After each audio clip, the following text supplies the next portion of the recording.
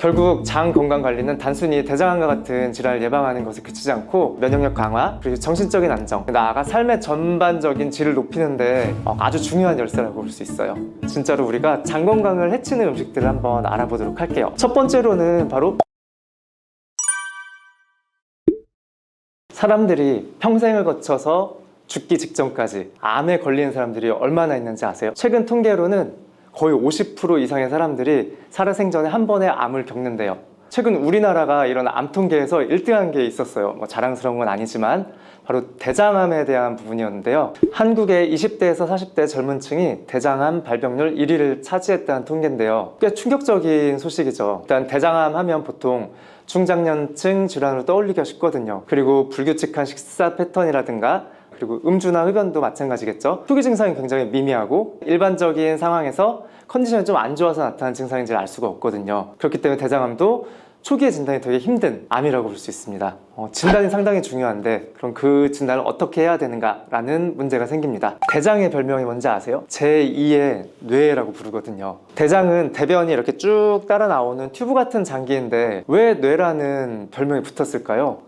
정말 의아한 일이 아닐 수 없는데요. 대장에서 호르몬이 나오거든요. 우리가 흔히 행복 호르몬이라고 부르는 세로토닌 외에도 20가지 이상의 호르몬이 대장에서 생산이 돼요. 마치 뇌에서 나온 호르몬 같은 역할을 하는 거죠. 그리고 세로토닌 같은 경우에는 한 70에서 80% 이상이 대장에서만 만들어져요. 우리 몸 전체의 면역세포의 70% 정도가 또 대장, 소장, 장에 집중이 되어 있어요. 장이 건강하면 면역력도 강해지고 각종 질병에 대항하는 힘도 당연히 커지게 될 거예요. 그리고 마음에 대한 상태나 불안감, 그리고 정신 상태에 대한 부분들도 대장의 건강과 직결될 수밖에 없는 거라고 볼 수 있습니다. 결국 장 건강 관리는 단순히 대장암과 같은 질환을 예방하는 것에 그치지 않고 면역력 강화, 그리고 정신적인 안정, 나아가 삶의 전반적인 질을 높이는데 아주 중요한 열쇠라고 볼 수 있어요. 나의 장이 어떤 상태인지 아는 방법이 어떤 게 있을까요? 우리가 평소에 편히 직관적으로 볼 수 있는 것들 한번 말씀을 드려볼게요. 일단은 변의 상태를 보는 게 가장 직관적이겠죠. 평소와 다른 변의 패턴이라든가 변비나 설사가 반복되면서 왔다 갔다 한다든가 혹은 나의 평소 변 상태와 아주 현저하게 달라지는 경우에는 신경을 한번 써봐야 될 거예요. 하지만 이런 변화들이 갑자기 나타났다고 해서 사실 그렇게 심각한 진단점이라고 생각하기는 힘들어요. 왜냐하면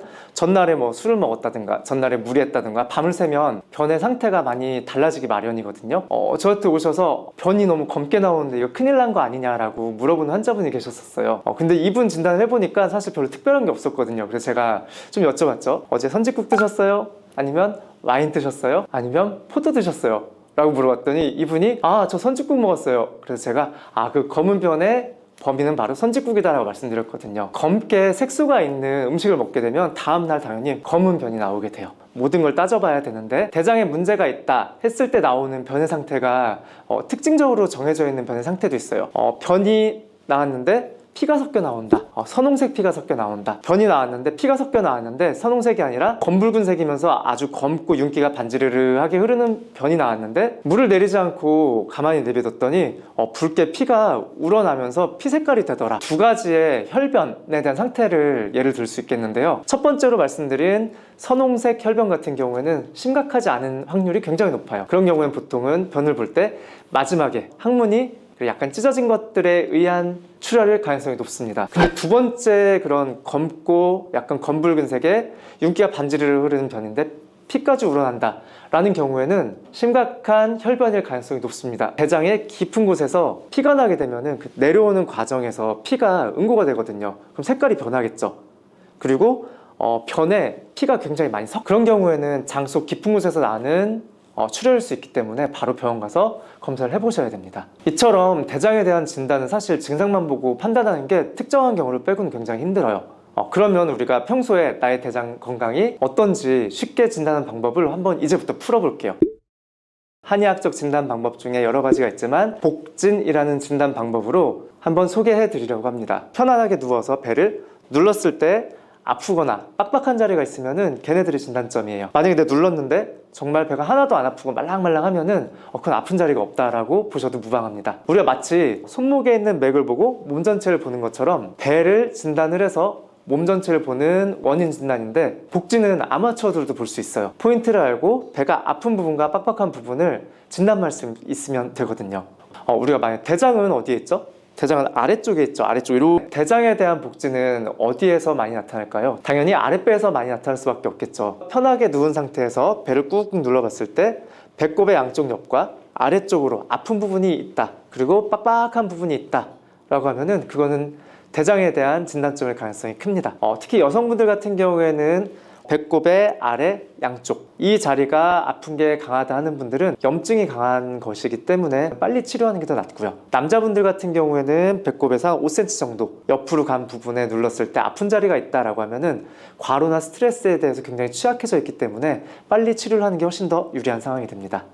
배꼽 아래쪽 이외에 배꼽 위쪽에도 사실 대장에 대한 진단점이 하나 더 있어요. 배꼽 중간을 기점으로 가운데 세로줄을 쭉 그었을 때 이 중간 라인으로 눌렀을 때 빡빡하고 아픈 부분이 있다면, 즉 명치에서 배꼽 아래쪽까지 쭉 지그시 눌러보는데 나는 좀 빡빡하고 아픈 자리가 꽤 많다 라고 한다면 그것도 대장에 대한 진단점이에요. 사실 이 진단점은 우리가 담적이라고 부르는 우리 몸의 찌꺼기에 대한 진단점과도 일치하는데요. 이런 진단점이 있으면 대장도 건강에 좋지 않을 수 있구나 정도를 체크하시면 될 것 같습니다. 범위가 넓을수록, 그리고 눌렀을 때 단단할수록, 그리고 눌렀을 때 더 아플수록 좀 더 강한 진단점이라고 볼 수 있고요. 누르자마자 너무나도 아프다 하는 분들은 가까운 한의원을 내원해서 진단을 해보시는 것을 일단 권장드립니다. 복진의 또 다른 장점은 치료 효과를 바로 알 수 있다는 거예요. 복진을 하고 나서 맞는 약을 복용하면 통증이나 단단함이 즉시 줄어드는 것을 바로 확인할 수 있어요. 복진을 해보시고 명확하게 진단을 해보시는 것도 굉장히 좋거든요. 혹시 추가적인 정보나 혹은 자세한 진료가 필요하시다면 우리 고정 댓글에 있는 저희 병원 정보를 보고 연락을 주셔도 될 것 같습니다. 지금까지 우리가 진단에 대한 이야기를 조금 했으니까 이제부터는 약간 가벼운 이야기를 한번 해볼게요. 장 건강에 무엇이 좋은가? 음식에 대한 이야기를 한번 해볼게요. 일단 사실 장 건강에 좋은 음식에 대해서는 딱 한 가지를 얘기하지 않고서는 설명이 안 되거든요. 바로 유산균입니다. 우리가 먹는 건강기능식품들 중에서 과학적으로 효과가 증명된 건강기능식품들이 그렇게 많지가 않아요. 유산균이에요. 유산균 같은 경우는 이미 과학적으로 완벽하게 증명이 돼 있어요. 대장에 좋다, 소장에 좋다고. 유산균을 챙겨 먹으려고 검색을 해보면 사실 굉장히 혼란스럽거든요. 프로바이오틱스, 프리바이오틱스, 포스트바이오틱스, 굉장히 헷갈리지 않으셨어요? 간단하게 정리를 먼저 해볼게요. 가장 많이 알려져 있는 프로바이오틱스, 우리 몸에 있는 유산균, 유익균의 총칭이라고 보시면 돼요. 그 다음에 또 요새는 프리바이오틱스 라는 제품들도 많이 팔고 있죠. 프리바이오틱스는 프로바이오틱스의 먹입니다. 그래서 프리바이오틱스를 프로바이오틱스, 즉 유익균들이 먹고 자기들이 더 건강해지고 양이 많아지면서 우리 몸에, 우리 대장에 더 도움을 주는 역할을 한다고 보시면 될 것 같아요. 요새는 또 신바이오틱스라는 말도 있어요. 프로바이오틱스하고 프리바이오틱스를 합쳐서 만든 것들을 신바이오틱스라고 부르고, 포스트바이오틱스는 유익균, 즉 프로바이오틱스가 대사하고 난 산물을 또 먹는 게 포스트바이오틱스예요. 파라바이오틱스라는 것들도 많이 출시가 되고 있어요. 면역력에 큰 문제가 있는 분들이 생균을 먹기 힘들기 때문에 열로 죽여놓은 거예요. 두 가지만 기억을 할게요. 프로바이오틱스는 유산균, 유익균이다. 프리바이오틱스는 걔네들의 먹이다 라고 생각하시면 되겠습니다. 프로바이오틱스에 해당되는 음식이 청국장, 된장, 김치, 요거트 같은 그런 발효식품들이고요. 이런 발효식품들을 먹을 때 요령이 있어요. 이것도 하나의 꿀팁을 좀 드릴 텐데, 김치 같은 경우에는 김치를 담그고 나서 8일차 정도 되면은 유산균의 농도, 함량이, 활성도가 가장 높다고 해요. 된장이나 청국장 같은 경우에는 끓여야 되는데 끓이게 되면 어때요? 파괴될 수 있겠죠. 아무래도 단백질들이니까. 된장이나 청국장 10분 이내로 끓여서 먹는 걸 추천을 합니다. 이왕 먹는 거 우리한테 좀 더 유익하게 유익균을 많이 늘려서 먹는 게 훨씬 더 현명한 방법이 되겠죠. 프리바이오틱스 같은 경우에는 유익균들의 먹이이기 때문에 걔네들이 잘 먹는 걸 주면 돼요. 보통 우리가 대장에 좋다고 알려진 음식들인데 식이섬유가 많은 현미나 통곡류, 양파나 마늘 같은 그런 야채 종류 있죠. 그렇게 섬유질이 많은 음식들이 프리바이오틱스다 라고 생각하시면 돼요. 개인적으로는 저는 콩이랑 현미를 많이 추천을 드려요. 콩이나 현미를 꾸준히 드신 분들이 복진이 진짜 많이 좋아지시거든요. 요새는 환자분들이 오시면은 워낙 건강에 관심이 많다 보니까 저한테 많이들 물어보세요. 뭘 먹어야 건강해질 수 있느냐, 내가 요새 이런 걸 먹는데 이게 내 몸에 맞느냐, 좋으냐, 드시지 마세요 라고 말씀드려요. 요즘은 워낙 잘 먹는 시대라서 건강을 위해서 어떤 걸 먹느냐 보다는 나의 건강을 해치지 않기 위해서 어떤 걸 안 먹어야 하느냐가 더 중요한 시대가 됐어요. 장 건강을 해치는 음식들을 한번 알아보도록 할게요. 첫 번째로는 바로 밀가루 음식이에요. 그리고 거기에 하나 더 추가할게요. 인스턴트 음식까지. 정제된 흰 밀가루 음식 같은 경우에는 식이섬유하고 영양소가 굉장히 부족한 편이에요. 빠르게 소화가 돼버리고 혈당도 막 급격히 상승해서 혈당 스파이크가 오는 경우도 많아요. 장내 미생물의 균형을 깨트리기 때문에 소화불량이나 변비 같은 장애 문제를 유발할 수 있어요. 인스턴트 같은 경우에도 당연히 이런 방해 작용을 하기 때문에 좋을 리가 없겠죠. 두 번째는 커피 그리고 술 두 개의 음료를 한번 꼽아볼게요. 커피 하루에 한 잔 정도 괜찮지 않아요? 술도 뭐 가끔 먹는 거 괜찮지 않아요? 라고 물어보시는 분들이 많은데, 카페인과 알코올은 우리 몸의 점막을 자극해서 염증도 많이 일으키는 편이고요. 장내 세균총의 균형을 무너뜨리는 경우도 많이 있어요. 알코올 같은 경우에는 우리 점막의 장벽 투과성을 굉장히 높이기로 유명하거든요.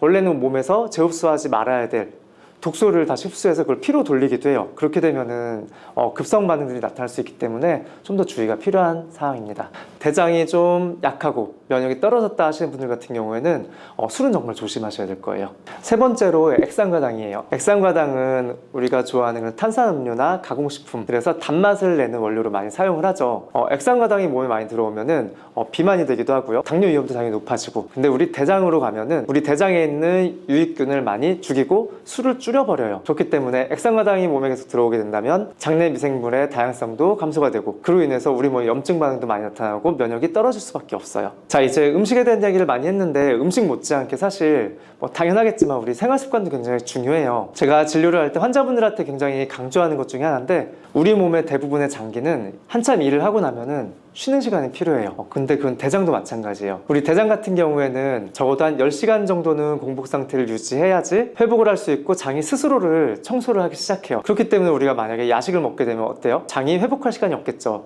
시간을 맞춰서 잠을 잘 자고 시간을 맞춰서 잘 일어나고, 그 사이에 장이 스스로 회복할 만한 시간을 주는 것도 굉장히 중요해요. 한의학에서도 대장은 비어 있어야지 건강한 장기다 라고 이야기를 하거든요. 10시간의 공복 상태를 꼭 기억을 해주셨으면 좋겠습니다. 이런 잠뿐만 아니라 평소에 과로하지 않고 휴식을 취하는 것도 굉장히 중요한데, 지나치게 과로하게 되면 우리 몸의 자율신경계 균형이 깨지고, 그렇게 되면 우리 몸의 장 운동도 불규칙해지면서 배변 활동도 안 좋아지고 장내 미생물 균형이 무너질 수도 있습니다. 밤새 일하거나 시험 기간에 밤새 공부하거나 다음날 어때요? 장의 상태를 보면 대변 상태도 안 좋고 계속 왔다 갔다 하거나, 아니면 아예 변비가 생겨서 고생했던 기억 다들 한 번씩은 있으실 것 같아요. 그걸 생각하면 좀 이해가 쉽지 않을까 싶어요. 자, 이렇게 장 건강을 위해서 식습관도 잘 신경을 쓰셔야 되고, 그리고 또 휴식도 충분히 취하셔야 된다는 사실 잘 기억하시면 좋겠고요. 아까 말씀드렸던 복진도 잘 기억하셔서 나의 장 상태가 어떤지 증상만 가지고 구분하지 마시고 벨 눌러보고 실제 진단을 해서 참고를 하시면 크게 도움되지 않을까 생각합니다. 직관적으로 우리는 우리 건강에 대해서 알 수 있어요. 한의학에서는 이런 먹고 자고 싸고 세 가지가 잘 되는 거를 삼쾌라고 부르거든요. 다들 삼쾌 상태를 유지할 수 있는 생활을 할 수 있었으면 좋겠습니다. 오래는 사는데 아프게 오래 살면 너무 괴롭겠죠. 즉, 요새는 그냥 오래만 산다 라는 의미보다는 얼마나 건강하게, 얼마나 오래 편하게 살 수 있느냐가 더 중요한 문제인 시대입니다. 고령화에 따라서 건강한 삶을 방해하는, 그리고 가장 걱정이 되는 것들 중에 하나가 바로 치매인 것 같아요. 치매라는 단어는 한자로 보면 어리석을지 어리석을매, 그냥 어리석다는 얘기예요. 어리석고 우둔해진다. 이거를 이제 우리는 병명으로도 쓰고 있는데, 치매는 원인에 따라서 다양하게 분류가 되는데요. 우리가 가장 흔하게 알고 있는 알츠하이머 치매가 전체 치매의 60% 정도예요. 그 이상을 이야기를 하고요. 그 다음 이제 한 20% 정도가 혈관성 치매 라고 합니다. 그리고 그 외에 루이수체 치매, 진료를 하다 보면 가장 많이 받는 질문 중에 하나가 이런 것들이에요. 원장님, 내가 요새 기억력이 자꾸 떨어지는데 나 치매 아니야? 이런 것도 되게 많이 물어보시거든요. 치매에 좋은 침 좀 놓아주세요, 이런 얘기도 많이 하시고, 우리 집 아저씨가 치매 걸린 것 같은데 좋은 음식 같은 거 있느냐, 이런 것들도 많이 물어보세요. 이렇게 치매에 대한 관심들이 되게 많으신데, 혹시 그런 생각 해보신 적 있으세요? 내가 과연 치매에 잘 걸리는 체질인가 아닌가? 일반적으로 치매 검사를 하려면은 병원에 가서 영상도 찍고 또 피 검사도 하고 인지기능 검사도 받아야 돼요. 근데 그런 것들로는 내가 치매가 잘 걸릴 사람인지 아닌지를 구분하기 힘들죠. 그런데 병원에 가지 않고도 내가 치매에 좀 취약한 상태인지 미리 알아볼 수 있는 방법이 있으면은 굉장히 좋지 않을까요? 그래서 오늘 한번 그런 이야기를 해보려고 해요. 오늘 이 영상에서는 한의학의 진단 방법인 복진을 통해 치매의 가능성을 미리 예측하는 방법을 한번 말씀드려 볼게요. 그럼 복진이 어떻게 치매와 연결되는지, 그리고 그 원리, 그리고 또 치매를 예방하기 위한 한의학적 치료법도 간단히 소개를 드리고요. 여기에 더해서 치매에 대한 좋은 음식이랑 피해야 될 음식, 그리고 식습관, 생활습관까지 한번 말씀드려 보도록 하겠습니다. 끝까지 시청을 잘 하시면 치매를 예방하고 또 건강한 생활을 유지할 수 있는 실질적인 방법도 얻어가실 수 있고요. 그리고 나의 체질을 보고 치매가 잘 걸릴지 예측하는 팁도 얻어가실 수 있을 것 같습니다. 평균 수명은 되게 늘어나고 있거든요. 근데 그게 마냥 좋은 것만 아니에요. 오래는 사는데 아프게 오래 살면 너무 괴롭겠죠. 즉 요새는 그냥 오래만 산다 라는 의미보다는 얼마나 건강하게, 얼마나 오래 편하게 살 수 있느냐가 더 중요한 문제인 시대입니다. 고령화에 따라서 건강한 삶을 방해하는, 그리고 가장 걱정이 되는 것들 중에 하나가 바로 치매인 것 같아요. 치매라는 단어는 한자로 보면 어리석을지 어리석을매, 그냥 어리석다는 얘기예요. 어리석고 우둔해진다. 이거를 이제 우리는 병명으로도 쓰고 있는데, 치매는 원인에 따라서 다양하게 분류가 되는데요. 우리가 가장 흔하게 알고 있는 알츠하이머 치매가 전체 치매의 60% 정도예요. 그 이상을 이야기를 하고요. 그 다음 이제 한 20% 정도가 혈관성 치매라고 합니다. 그리고 그 외에 뭐 루이수체 치매, 알코올성 치매 같은 것들도 있지만 그런 것들은 비교적 적은 비율을 차지하고요. 치매의 원인은 매우 다양하지만 아직 명확하게 밝혀지지 않은 경우가 훨씬 더 많아요. 알츠하이머 같은 경우에도 뭐 베타 아밀로이드나 타우 같은 그런 특정 단백질들이 머리에 많이 축적되어 있는 거를 발견을 하고 그걸 또 주요 원인으로 생각을 하긴 했는데, 뭐 최근 연구에 보면 또 그렇지도 않아서 사실 명확한 원인을 대부분 모르는 거죠. 혈관성 치매는 뇌에 혈액이 좀 덜 가서 뭐 좁아지거나 해서 뇌에 혈액이 덜 가기 때문에 생기는 치매라고 보시면 되고요. 혈관성 치매가 됐든 알츠하이머가 됐든 뇌에 문제가 생기기 때문에 기억력과 인지력이 저하가 되고 시간이 지날수록 점점 악화되기 마련이에요. 이처럼 치매의 원인과 증상, 그리고 또 부위에 따른 분류들도 많이 있고 종류도 많이 있는데, 사실 대부분의 치매에 공통적으로 나타나는 점이 하나 있거든요. 근데 이게 굉장히 중요해요. 오늘 제가 말씀드리려고 하는 진단에 대해서도 중요하고, 이걸 알아야지 내가 실제 치매에 걸릴 가능성이 높은지 아닌지를 또 구분을 할 수 있어요. 자, 이제부터 한번 그 얘기를 해볼게요. 치매에 걸린 사람의 뇌를 찍어보면 뇌 자체는 줄어들어 있어요. 쪼그라들어져 있고, 뇌가 쪼그라들기 때문에 나머지 공간이 넓어지는데 뇌를 싸고 있는 공간을 뇌실이라고 불러요. 뇌실이라 부르는 그 안쪽 공간에 뇌척수액이라는 물에 둥둥 떠 있는 상황이에요. 자, 그러면 치매가 걸린 뇌는 뇌가 이렇게 수축이 되고 상대적으로 뇌실이 넓어지면서 그 안에 물이 더 많아지겠죠. 이걸 잘 기억을 하시면 됩니다. 바로 이 부분이 치매를 바라보는 진단의 기준이 돼요. 자, 그러면 우리가 뇌가 줄어든다고 했잖아요. 그럼 그게 왜 줄어들까요? 한의학에서는 치매로 인해서 뇌가 줄어드는 원인을 열로 봐요. 우리가 직관적으로 열이 굉장히 많으면 어떻게 되죠? 열이 올라서 열이 많아지면 마르게 되죠. 진액이 마르면. 뇌의 진액이 마른다라고 하면 쪼그라들겠죠. 마치 고기에서 수분이 빠져나가면은 유포가 되는 것처럼. 자, 그러면 그 뇌가 줄어들고 남은 그 빈 공간에는 또 물이 차게 되는데, 그 물은, 거기에 차 있는 물들은 좋은 역할들을 할까요? 비정상적으로 쌓여있는 물들이 많기 때문에 거기에 쌓여있는 것들은 습이라고 부르는 진단점으로 구분을 합니다. 조금 전에 얘기한 열이라는 진단점, 그리고 바로 뒤에 얘기한 습이라는 진단점, 열과 습이 바로 치매의 원인으로서 한의학에서 이해를 하는데요. 열이라고 하는 거는 우리 몸에서 필요 없는 나쁜 열을 열이라고 부를 거고요. 습이라고 하는 거는 우리 몸에서 필요 없는 나쁜 수분들, 체액을 습이라고 부를 거예요. 자, 그래서 정리하면 우리 몸에 필요 없는 나쁜 열과 습 때문에 치매가 생길 수 있다라고 정리를 하면 되겠습니다. 별로 어렵지는 않죠. 자, 그러면 우리 치매의 원인이 습열이라고 한다면 치료는 또 어떻게 할까요? 당연히 습이 있으니까 습을 좀 빼주면 될 거고, 열이 있으니까 필요 없는 열을 좀 빼주면 되겠죠. 그래서 우리가 보통 치매가 걸린 분들한테 치료제를 많이 쓰는 약제들이 습열 중에서 우리 습을 제거하는 약제로는 감수나 방기, 복령, 환기 이런 것들이 좀 쓰이고요. 그리고 머리까지 위로 치받아 올라서 치매를 유발시키는 나쁜 열을 끄는 대표적인 약재로는 석고, 황련, 황금, 치자, 시오 이런 것들이 있습니다. 치매를 일으키는 습열을 뺄 수 있는 약재가 굉장히 다양하거든요. 근데 이런 다양한 약재들이 또 조합이 돼서 처방이 나오잖아요. 굉장히 많은 수의 처방이 존재를 하거든요. 그래서 우리가 같은 치매를 하더라도 어떤 열 때문에 쫄았는지, 어떤 습 때문에 물이 더 찼는지를 보고 날카롭게 처방을 해서 치료해야지 효과가 납니다. 내가 치매에 잘 걸릴 사람인가 하는 것들을 보고 싶은 마음이 더 크잖아요. 다행히도 그런 습열에 대한 진단점은 별로 어렵지가 않아요. 지금부터 그 습열에 대한 진단점을 어떻게 따질 수 있는지 말씀드려 보도록 할게요. 습열의 진단은 의외로 그렇게 어렵지 않아요. 좀 단순한 편이에요. 방법만 알면 누구나 할 수 있는 진단 방법이 있어요. 제가 처음에도 치매에 잘 걸리는 체질을 알아보는 방법이 있다고 말씀드렸잖아요. 그 방법이 바로 복진이라는 진단 방법입니다. 복진이라는 거는 배를 눌러서 몸의 이상 신호를 확인하는 방법이에요. 그냥 편안하게 누운 상태에서 그냥 내 배를 눌러보면 돼요. 눌렀을 때 아프거나 빡빡한 부위가 있다라고 하면 그게 바로 진단점이 됩니다. 간단하죠? 치매를 쉽게 유발하는 습과 열에 대한 진단점이 어디에 있는지만 알게 되면 눌러보고 내가 그 진단점이 심하면 취에 좀 취약할 수 있겠구나 라는 걸 예상할 수 있겠죠. 자, 그럼 우선 습에 대한 진단점을 한번 알아볼게요. 우리가 복진을 해서 편안하게 누른 상태에서 눌렀을 때 배 가운데 쪽으로 빡빡하고 아픈 부분들이 있으면 그건 습에 대한 진단점이 돼요. 좀 더 빡빡하고 범위가 넓을수록 더 많은 습이 내 몸에 차 있다, 순환이 잘 안 된다 라고 보면 되겠죠.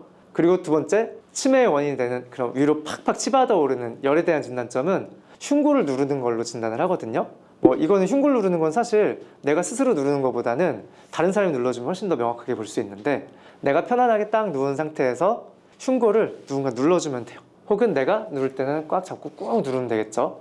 그럼 눌렀을 때 그 열이라는 것이, 그 압박감이라는 것이 얼마나 얼굴로 치받아 오르는지를 느끼고, 숨을 잘 쉴 수 있는지, 숨쉬기 힘든지, 혹은 가슴 딱 가운데 뼈가 눌렀을 때 굉장히 아픈지를 가지고 열에 대한 진단을 하게 됩니다.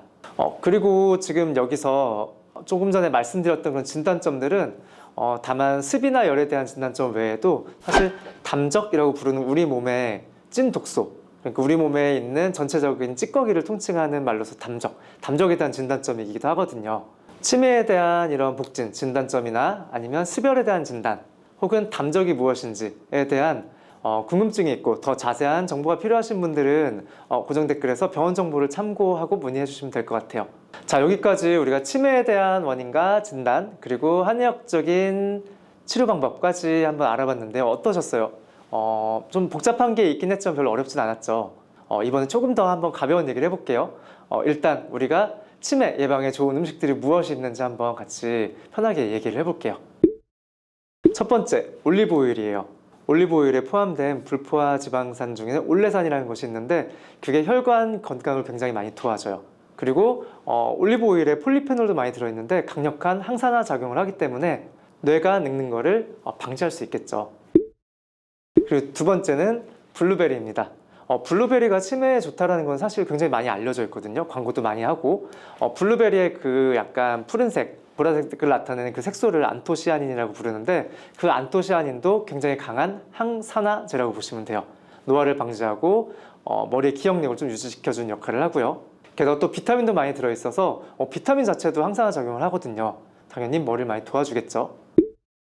자, 그 다음에 세 번째는 아보카도입니다. 아보카도 같은 경우에는 오메가9이라고 지질이 들어있는데 그 지질이 뇌혈관 건강을 굉장히 많이 도와줘요. 그리고 아보카도 안에 들어있는 비타민 E가 또 강력한 항산화제입니다. 뭔가 계속 좋다는 음식들에 나오는 공통점이 좀 보이지 않아요? 하나 더 해볼게요. 네 번째로는 호두나 아몬드 같은 견과류 같은 것들도 치매 예방에 좋은 음식들로 알려져 있어요. 여기에는 오메가3, 또 비타민이 되게 풍부해요. 그래서 반복돼서 나오는 성분들이 있어요, 지금. 다섯 번째, 브로콜리입니다. 브로콜리 같은 경우에도 앞서 말씀드린 그런 음식들처럼 항산화제가 풍부해요. 특히나 설포라판이라고 부르는 항산화제는 조금 더 강력한 항산화제로 알려져 있고요. 그리고 이 설포라판은 항산화 작용 외에도 해독 작용을 가지고 있어서 뇌를 좀 더 많이 도와주는 걸로 알려져 있어요. 게다가 브로콜리에 또 비타민 K도 풍부한데 이 비타민 K는 기억력에도 굉장히 좋다고 알려져 있습니다. 자, 이렇게 5가지 음식들을 추천해 드렸는데요. 우리 지금 뇌 건강에 좋은 음식들을 보니까 어떻게 공통점이 있죠. 첫 번째는 강력한 항산화 작용을 가지고 있는 성분을 가지고 있다. 항산화라는 거는 녹슬지 않게 도와준다는 얘기거든요. 즉 우리가 늙지 않게 도와주는 건데, 항산화제가 강하게 들어가 있는 음식들을 먹으면 사실 주름 개선에도 도움이 되는데 우리 뇌 건강에도 더 늙지 않게 도와주기 때문에 당연히 치매에 좋을 수밖에 없겠죠. 그리고 또 우리의 혈관 건강에 좋은 지질 같은 것들은 혈관 건강이 좋아야지 뇌세포에 산소가 많이 공급이 되고 영양 공급이 되기 때문에 기억력을 오래 유지할 수 있겠죠. 자, 이제 좋은 음식들을 얘기했는데 반대로 우리가 피해야 될 음식들도 존재를 해요. 우리 아까 한의학에서 얘기하는 치매의 원인이 뭐라고 했었죠? 습열이라고 했었죠. 보통 피해야 되는 음식들 중에 대부분은 습과 열을 많이 가지고 있는 음식들이 대부분이에요. 일단 대표적인 게 설탕이나 액상과당 같은 것들을 이야기를 하거든요. 특히나 설탕이나 그런 과당류, 당분류를 먹을 때 그런 단위를 이야기할 때 칼로리로 이야기를 하죠. 칼로리는 열량이거든요. 단 설탕이 몸에 들어오면 걔는 열이 돼요. 근데 설탕에 있는 열은 그닥 좋은 열은 아니기 때문에 계속 위로 치받아 오르기 때문에 치매의 원인이 됩니다. 그래서 우리는 설탕을 많이 먹게 되면 열이 쌓여요. 그래서 설탕은 치매 예방에는 별로 좋은 음식이 아니다, 피해야 되는 음식이다 라고 이야기할 수가 있어요. 당뇨에 대한 관심들이 많잖아요. 설탕을 많이 먹으면 뭐 혈당이 당연히 안 좋겠죠. 그럼 또 인슐린 저항성이 증가하게 되고, 인슐린 저항성이 증가되면 뇌세포 손상 위험도 커지게 됩니다. 사탕이나 그런 설탕처럼 별로 질이 좋지 않은 당류를 섭취한 뒤에, 혹은 탄산음료, 달달한 음료를 먹고 나서 몸이 좀 무기력해지고 피곤해지는 경험이 있으셨죠? 그런 것들이 바로 이런 불필요하고 안 좋은 열들 때문에 그렇다고 생각하시면 될 것 같아요. 그리고 우리가 흔히 알고 있는 지방 종류 중에서도 뭐 포화지방이나 트랜스지방 같은 경우에는 당연히 혈관 건강에 안 좋기 때문에 피해야 될 음식의 대표로 꼽히고요. 뭐 과음이나 흡연, 과로, 스트레스 이런 것들도 당연히 좋은 영향을 끼치진 않겠죠. 자, 피해야 될 음식 중에서 열에 대한 음식을 좀 많이 말씀드렸고 혈관에 대한 음식도 좀 말씀드렸는데, 또 지나친 습을 발생시키는 것들은 뭐 대표적으로 그냥 생으로 물이 있어요. 물을 보통 많이 먹으라고 권장을 하잖아요. 근데 물도 너무 많이 먹으면 습이 계속 쌓이게 돼요, 몸에. 우리가 어떤 음식이든 많이 먹어서 좋을 게 없잖아요. 다 과유불급인데 물도 마찬가지예요. 그래서 물도 필요 없는 물을 많이 먹으면 습이 쌓인다. 또 과일 같은 경우에도 너무 많이 먹으면 습도 쌓이고, 과일은 요새 다 개량이 돼서 너무 달기 때문에 열도 좀 많이 쌓이는 편이에요. 사실 이게 가장 중요할 수도 있는데, 카페인, 커피 같은 경우에는 우리 몸에서 습을 발생시키는 것뿐만 아니라 카페인 자체가 신장을 좀 공격을 하거든요. 그러다 보니까 신장에서는 수분을 조절을 시켜야 되는데 카페인이 들어가면은 여기 음료로 들어가기 때문에 물도 좀, 습도 좀 쌓일 수 있는데, 그 습을 물을 잘 돌릴 수 있는 힘도 약해져요. 신장이 약해지기 때문에. 그래서 카페인 같은 경우에도 꼭 주의해야 될 음식이 되겠습니다. 치매에 대해서 막연한 두려움이나 걱정보다는 어떻게 우리가 치매를 예방할지 오늘 말씀드렸던 거 하나 잘 기억을 하시고요. 또 오늘 진단한 부분들에 대해서 호기심이 생기는 분들은 한번 스스로 눌러서 내 몸 상태가 어떤지 확인을 해보셔도 좋을 것 같아요.